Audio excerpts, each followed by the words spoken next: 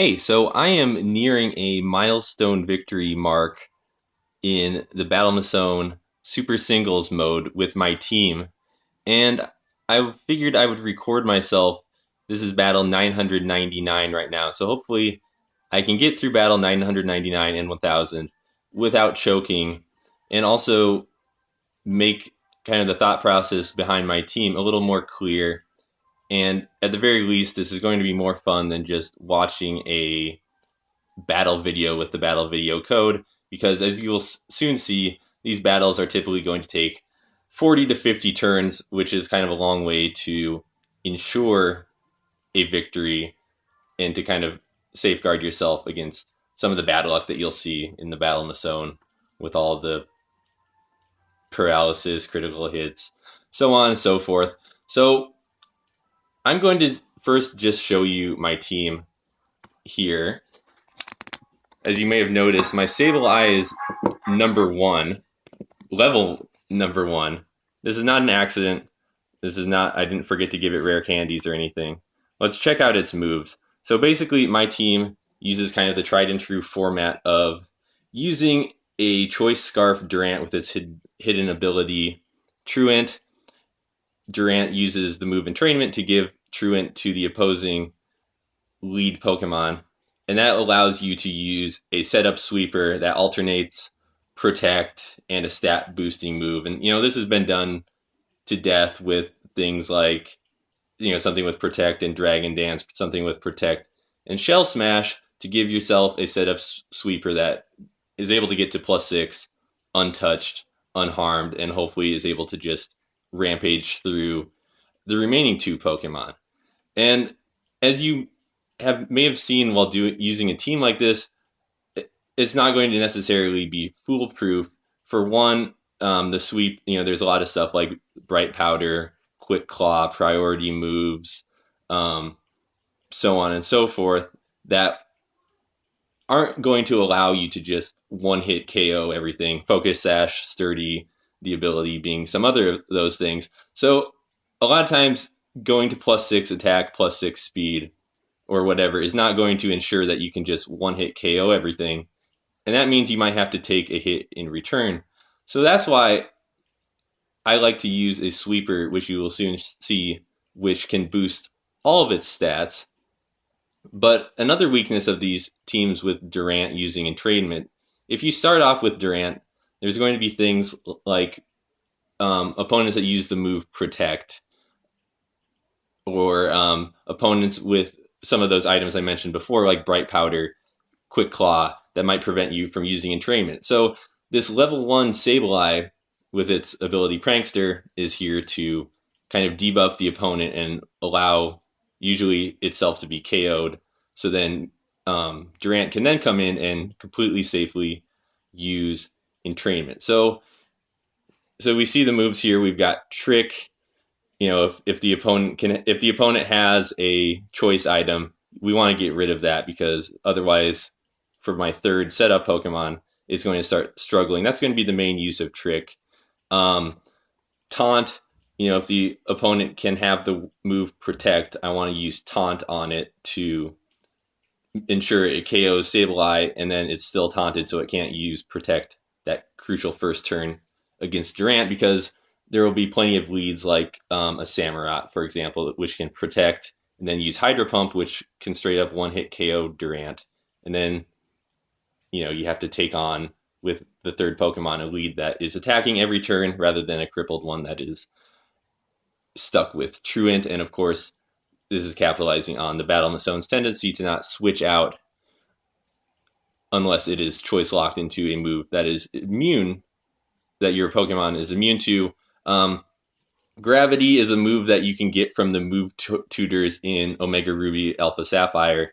That basically, all those evasion items like Bright Powder, Quick Claw, you can get rid of them with Trick, but Trick can still miss against those. So Gravity is another thing that will ensure that Sableye can get KO'd, and then Durant can use Entrainment the next turn without worrying about missing again with Bright Powder or Wax Incense.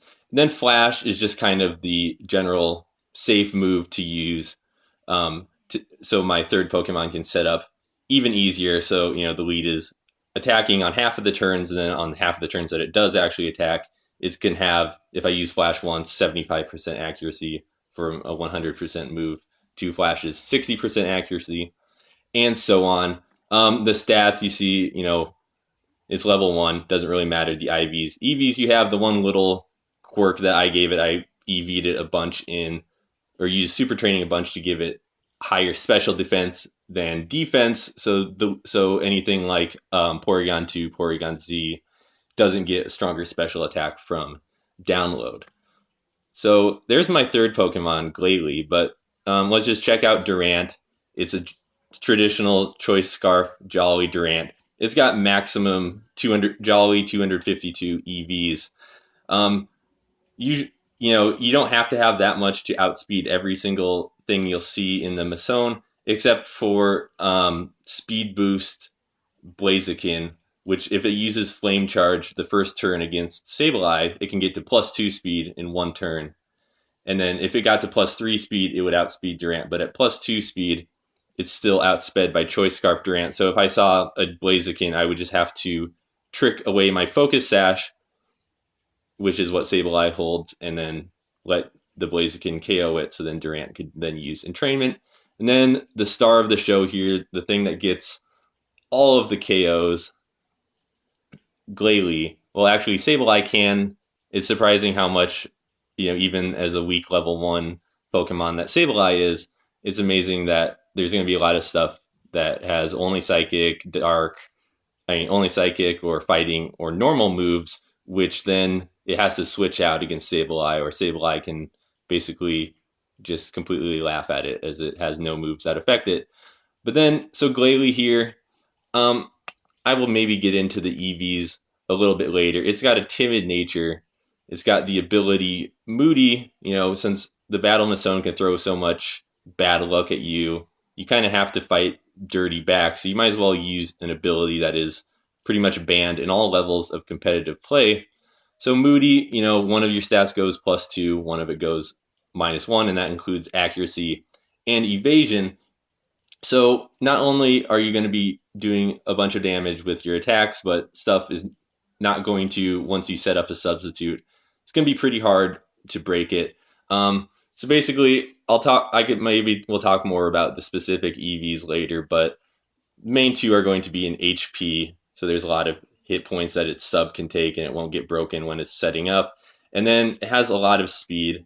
The speed 134 allows it at +1 to outspeed 130 base speed stuff like Crobat, Jolteon, and then +2 definitely will have enough speed to outrun everything that you'll go against, I believe, because when you're setting up, you're not always going to be able to have the luxury of setting up against an opponent with Truant, so sometimes you have to just old-fashioned Moody stall it, sub protect style, and you want to be faster and get that sub up before the opponent is KOing Glalie, because obviously it's pretty weak on its own, base 80 stats all around, ice type, not very good defensively at all. So here are its moves. It's got Substitute, Protect, Taunt, and Frost Breath seems like kind of a weird choice of moves, where first, Protect is going to be the main thing for anything that you're running with that Entrainment Durant, where you can not get hit on the turns that the opponent is not loafing around. Setting up a sub, obviously great insurance for any priority moves, Quick Claw, stuff like that. And, Glalie, it's pretty weak. It has leftovers as its item, so it's not going to be offensively super terrifying. So there's going to be a lot of stuff that can take a lot of hits from Glalie, and Glalie is just going to have to count on its Substitute to take a lot of hits and use Substitute and Protect to get up as many subs as necessary and maybe stall out some of the opponents it can face. And then Taunt, basically the point of Taunt is not really like its normal use in battle, where you can stop something from using a stat boosting move, stop something from using like Recover or Rest or any status move like that. The main thing with Taunt here is that with Moody, between Substitute and Protect, I've got 32 PP total. But even if you let Moody boost your stats randomly for 32 turns, that's still not going to be enough to make sure your stats are good enough to beat everything. So you're going to have something like Taunt, which basically is just keeping the opponent alive, so you're not KOing it before you have to face something that doesn't have Truant. And then you have to, so yeah, usually you want to spend about 35 or so turns to ensure that all of your stats are probably in like the +3, +4 range. And then Frost Breath is the actual attack it uses. It gets Stab. I use it over Ice Beam because Frost Breath has a 100% crit rate, which can be very crucial when you're facing stuff that boosts its special defense on you. Volcarona is something that definitely comes to mind where, if it started using a bunch of quiver dances on Glalie, Glalie would do no damage to it. But when I am facing off against the Volcarona, once I get my special attack to like +4, +5 or so, I can just take it out in 3 Frost Breaths while the Volcarona is using Quiver Dance to boost his stats on me to no avail. All right, so in this battle, number 999, didn't want to accidentally switch Glalie in there. So in this battle, this one is against Worker Axel, and he's got Garchomp. This is Garchomp set number 4, Swords Dance, Earthquake, Dragon Claw, Stone Edge. So for this, I'm just going to have to flash with Sableye until it is KO'd, because I don't want to bring in... A lot of times it's really good to bring in Durant when Sableye is at 1 HP, so then in case something goes wrong with Glalie against the second or third Pokemon, I can switch back to Sableye, sacrifice it, and then let Durant use Entrainment. But I don't really want to let Garchomp get a critical hit Earthquake on Durant, so I'm just going to let it KO Sableye. So there, I used Flash 3 times, thanks to Focus Sash, thanks to Prankster, and got it to miss once. So Garchomp's at -3 accuracy, facing off against Durant. Durant uses Entrainment. Let's see what Garchomp uses here. Earthquake misses. So now Glalie's coming in. So, this is where the battle gets really boring. It's just using Protect a lot, using Sub a lot, using Taunt a lot until you're all boosted up. So I protected myself from a Stone Edge. Now the good thing is, I'm not going to be tracking what boosts I get until the very end. I just want to make sure stuff is decently in the positive, especially if I'm facing a worker like Axel, who is going to have... Sorry there. Axel is going to have a lot of stuff that is like ground type, so it's weak to ice. Not going to be a lot of super sturdy things here. So I'm just going to be spamming Taunt as long as I'm behind a substitute. There, Garchomp used Swords Dance on me. I was a little bit, because Glalie wasn't at +1 speed, couldn't use Taunt before the Swords Dance, but that's something where Taunt will help you with setting up, where sometimes things will try to use a setup move, and you taunt it before it does that, and then it's just doing nothing, rather than something like this, using an attack, breaking your sub. So basically I want to use Taunt as much as possible before I actually have to go on the attack. So sometimes I'm using Taunt like there when I don't have a substitute up, and obviously you want to be very conscientious about taking time to know when you should be using Taunt, when you should be using Protect. Usually my rule of thumb is when Durant isn't KO'd, I usually start off using Protect on Glalie's first turn out, then Substitute, then 2 Taunt. So basically if I have, since Taunt has 32 PP, if I have an even number of Taunts left, that means I should be, and I don't have a sub, that means I should be using Protect the following turn. And similarly, if Durant got KO'd, I would bring Glalie in, and use Taunt first, and then use Protect. So that would put me kind of in the phase where if I have odd number of Taunts left, I would be using Protect the following turn. So, very boring so far. I just taunted Garchomp so it couldn't use Swords Dance. I've used Taunt 10 times now, and it's only broken my substitute 2 times. So yeah, this is going to be pretty.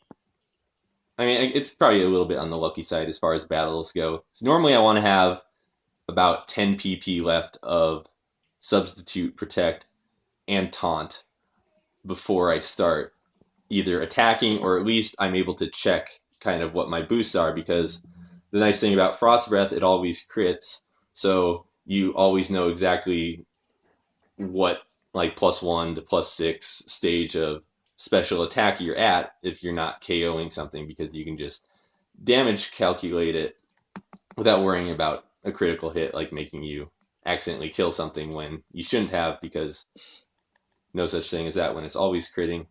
Um, so yeah, what I was saying about wanting to attack when there's about 10 of taunt, sub, and protect left, that translates to using 6 substitutes, 6 taunts, and 22. I mean, 6 substitutes, 6 protects, 22 taunts. So obviously that is going to require either having your opponent's attacks miss you, like I've been getting a lot of in this case, or your own evasion boosts from Moody can help you avoid attacks from the opponent. And then of course, if your defense or your special defense is boosting, then your opponent is probably not going to be able to break the sub. It's a pretty nice coincidence that Glalie has the highest base stat total out of everything that gets the ability Moody. So it's kind of surprising some of the stuff that, like a flamethrower from Ninetales or Stone Edges from something like Donphin. Yeah, so there's a lot of stuff where once Glalie's defense gets up to +4 to +6 range, there's going to be a lot of moves that are not really going to be able to break its sub, which is nice because when you're not going to be able to one hit KO everything, even if your special attack is boosted all the way to +6 with Frost Breath, because it's only 60 base power, gets a critical hit, gets a stab, but not a whole bunch of oomph behind that move. So here, actually, I'm just gonna go for an attack because I know Garchomp has a focus sash, so I'm not going to KO it yet. But I'm going to see. So now I've kind of been watching my stats. So there it said my speed rose instead of my speed rose sharply. So that tells me my speed is now at +6 rather than anything else.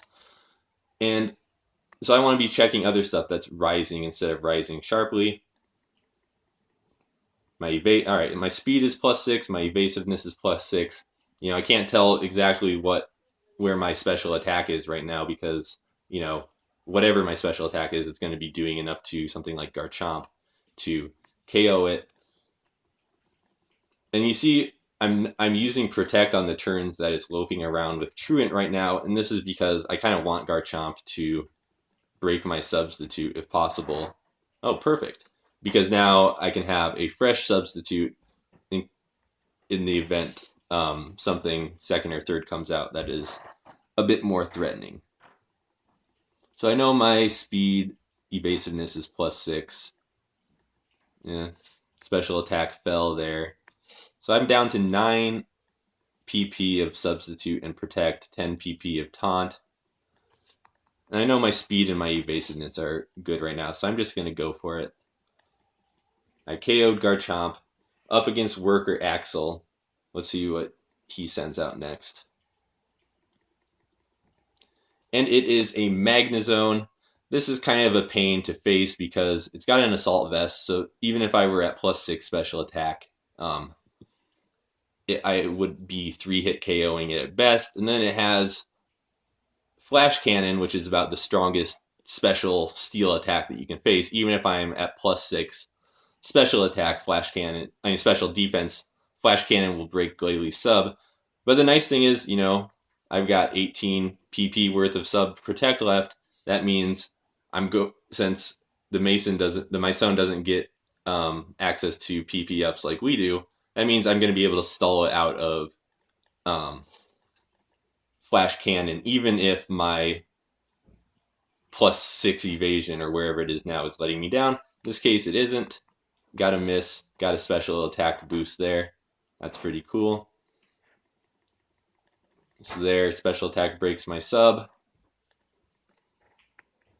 So it's used two of the 10 flash cannons, now 3 of the 10. So, hopefully I can get a sub up and it just misses me. But even if not, yeah, nice. So it's 2 for 3 on using flash cannon when I'm at maxed out evasion, but that's to be expected. And I'm not too concerned because I've got a bunch of sub and protect PP left. All right, it's getting on kind of a hot streak with the flash cannons. And I believe it has used, let's see, so I had 9 of each left. Now I'm at 7 of each. So I believe this will be the 5th flash cannon here. Oh, evasiveness fell. Killing me, Smalls. All right, there's a nice miss flash cannon. And I'm going to protect here again, waste another flash cannon, keep my HP higher to make more subs. That's another kind of benchmark I have where Glalie's got 177 hit points. That allows leftovers to, I believe, return the highest percentage of its health, whereas returning exactly 11 HP. And yeah, I want to have as much HP in my sub as possible and getting good leftovers recovery so I can make more subs, because sometimes, like this Maison, I've got to stall it out. Hopefully this last one does it in. All right. So there's kind of the power of Moody, where I'm not very effective against Magnezone. It's got an Assault Vest. It's got a move that's 100% accurate and can one-hit KO me if I'm not boosted, can break my sub, even if I'm at +6 special defense. And that was kind of a sweat-free way to bust through it. And then here's Torterra, obviously one-shotted by that. So there is 999 wins in a row. Thank you, Axel. So hopefully this 1000th opponent will be kind of drama-free, will be something that doesn't make me choke. Yes, my character's name is Base God because I like to be able to say, just like in real life with the rap game, that Base God saved the game whenever I saved my progress. Battle number 1000. All right, nice, another worker. The things that workers have that can kind of be threatening to me would be something like Donphin, which can have the ability Sturdy and also has a Quick Claw. So and that's one of the specific things I've EV'd Glalie for, where I believe if I'm at +5 or +4 defense, it can use Stone Edge and not break my substitute.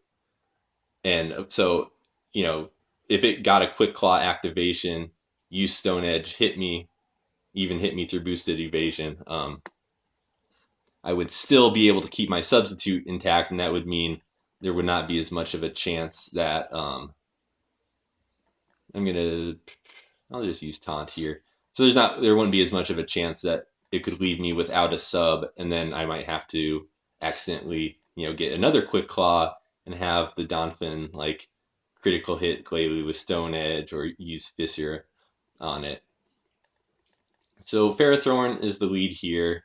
Not remembering the exact move. I just know it doesn't have Protect. It's got like Curse, Rock Smash, Gyro Ball, and I could look it up, but this is something that Glalie sets up on all day because Ferrothorn will like to use Curse on it, especially if it's near +0. So what I can do is preemptively use Taunt quite a few times. Oh yeah, Ingrain is the other thing. And that's not going to be a big deal because once Glalie gets boosted special attack, it will probably be 2-hit KOing Ferrothorn even after the Ingrain HP recovery. Other things, let's see, another thing that this particular trainer could have that could threaten me is actually kind of the number one threat to Glalie in terms of stuff that can even beat it even after it's set up to +6 and everything or whatever, is a Quagsire which has a 1 in 3 chance of having the ability unaware. In that case, I basically just have to hope that, Glalie usually takes about 4 Frost Breaths to KO at 4 or 5. Then I just have to hope that either Quagsire wastes his time using dumb moves like Curse or Amnesia before attacking, or that when it does attack, it doesn't get critical hits. So that's something that I like to keep I don't like to use too many substitute and protect PP before attacking stuff, because I would like to, if Quagsire came out third, instead of trying to take it on one, risking a critical hit, I could just switch back to Sableye, sacrifice it, and then go to Durant, use Entrainment, and then nothing to worry about with Quagsire. So again, not really looking too much at my boosts right now. Glalie's just having a great old time substituting and saying obscenities to Ferrothorn and whichever worker trainer this is.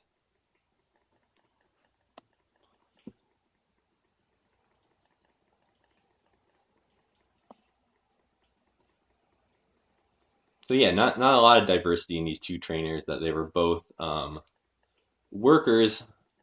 And obviously, as I'm kind of alluding to, you need to know a lot of this isn't just rolling out these 3 and winning a bunch. You have to kind of know what the opponent's moves are, what it's going to be doing. So, in Sableye's case, if I want to make sure Durant is able to use Entrainment safely, I have to know when I should be using Flash against something versus Taunt or Trick. And there will be even some things, kind of the number one public enemy for Glalie is if a lead uses something like Perish Song or Explosion, which takes it off the field and doesn't give me the whole 30, 40 turns to set up. In that case, there are a bunch of different strategies I have depending on the particular lead, which usually involve I have to switch out Sableye, keep it alive. So then, even if something uses Explosion before Glalie is all the way boosted, then I'm able to kind of reset the battle. So here, down to, that's the 20th taunt I've used. There's only 12 PP left for it. Still have 14 substitutes and protects left. Ferrothorn is definitely going to be using Curse every chance it gets against me now, because, it's been using all of its attacks. Haven't been counting how many PP it's been using. But now I'm going to start looking a little more closely at where the stats are.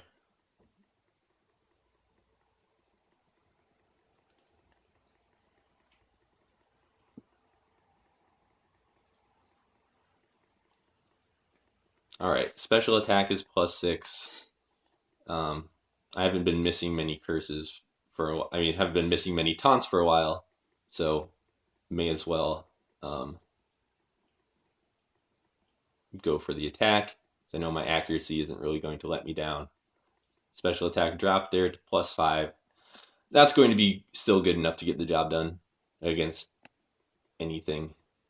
Because there's going to be a lot of stuff like Wall Rain with thick fat, which is basically 8 times 1/8 as much damage as usual. But even that, Glalie, thanks to Taunt, can just kind of PP stall stuff like that and make it struggle. Armaldo, Choice Band, might have Battle Armor to prevent a critical hit. Let me just, for the heck of it, scout out what move it's going to use. Stone Edge only has 5 PP. So here, Armaldo has Battle Armor, so Frost Breath didn't get a crit on it. Have to 2-shot it. But you can see here, even in situations where Glalie isn't 100% boosted, it's able to pull out the battles a lot of the times, because the opponent will always send out something that does more damage against Glalie, like compared to this Aggron, which its only attacks are Earthquake and Shadow Claw. Not as big of a deal. So in other words, the opponent likes to send out something that can do a lot of damage to Glalie, but a lot of these moves that do a lot of damage to Glalie are like Close Combat, Superpower, Stone Edge, only have 5 PP, can easily stall those out with sub and protect. To say nothing of just having a bunch of TP remaining, or even having a bunch of defensive boosts, which would allow me then to not have my sub broken in the first place. So there. All right, battle number 1000.